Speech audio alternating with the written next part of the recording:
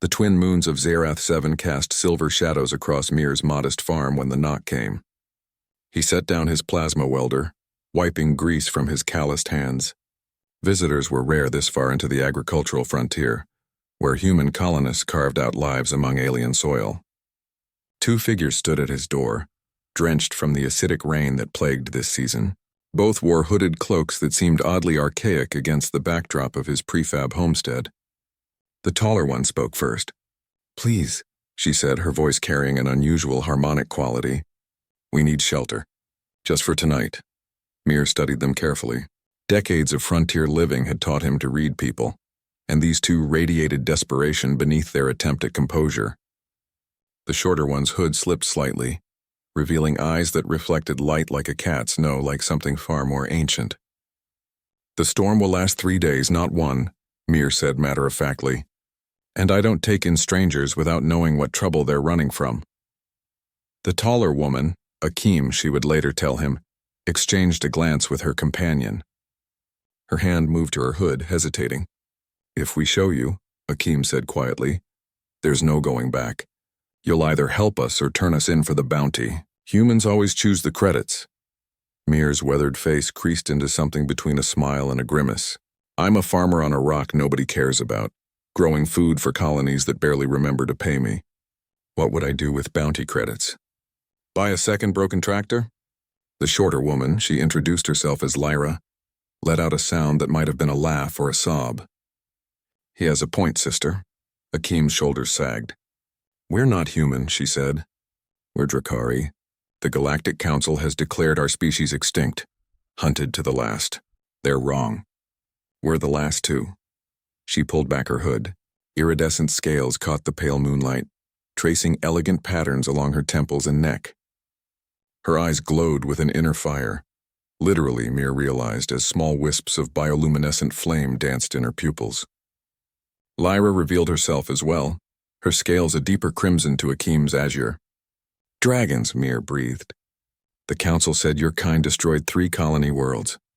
"Lies," Lyra hissed, actual smoke curling from her nostrils. "We tried to warn those colonies about the Zenthi parasites in their terraforming equipment. The Council covered up their own negligence and blamed us." Mir stepped aside. "Get in, both of you." Akeem stared. "Just like that?" "We just told you we're refugees," Mir interrupted. "You're refugees. I know the look. Wore it myself 20 years ago when the corporation tried to claim my homeworld." He gestured impatiently. "In. The rain's getting worse."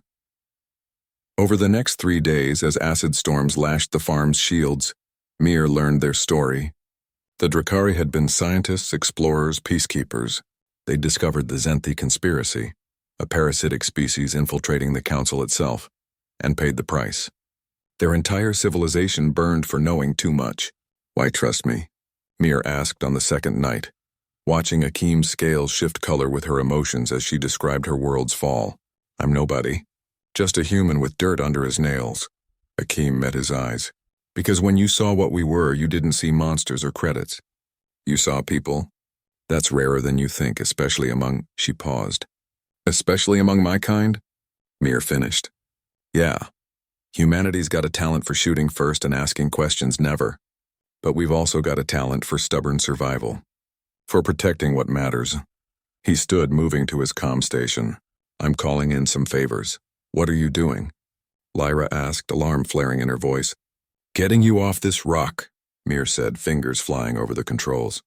"I've got friends. Stubborn friends. Humans who remember what it's like to be hunted." He paused, looking back at them. "We're good at one thing above all else. We don't abandon our own. And you two? You're ours now." "We're not human," Akeem whispered. Mir's grin was fierce. "Humanity isn't a species. It's a choice. You chose to warn those colonies knowing it would doom you. That's human enough for me."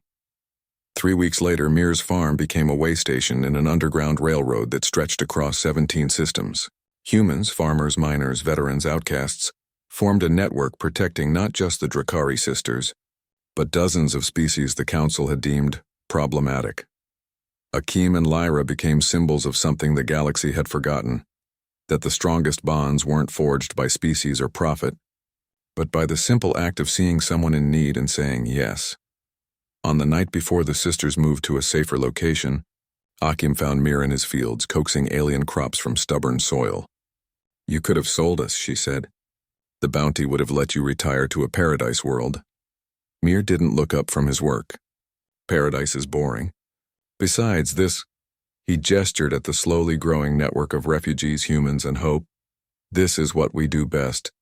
When the rest of the galaxy goes mad, humans dig in and protect what matters. Not because it's profitable, because it's right." Akim's scales shimmered with colors Mir had learned meant gratitude, hope, and something like love. Not romantic, but the deep bond of family chosen rather than born.